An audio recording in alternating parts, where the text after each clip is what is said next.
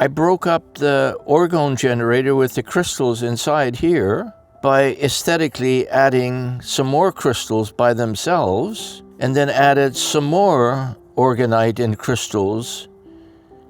So they're sandwiched in between.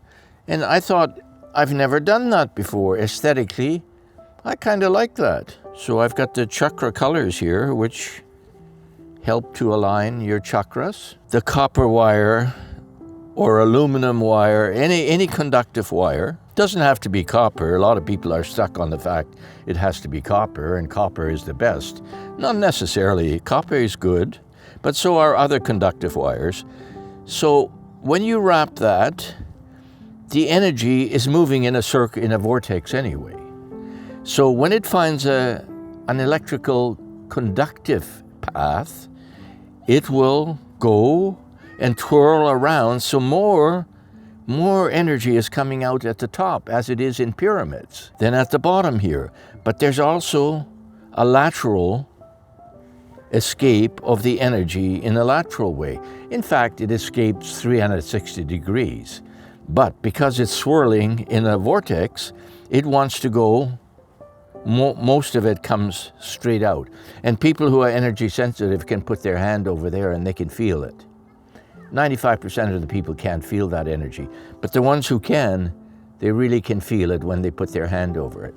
The nature of a crystal, the way it's aligned atomically, it's the same at the point of a crystal, the same throughout the body, the same at the bottom because of the molecular and the atomic structure. So when you apply pressure at one end, the pressure is applied equally throughout the crystal. And as you squeeze and put pressure on a crystal, it creates the piezoelectric effect. It gives off energy, and that can be measured. The easiest way of conductance, which would be through the wire and through the crystal energy that's moving anyway. So it's coming out. I found a mold that looked like a big one, and I've never seen a small mold. So I said, oh, a baby chakra.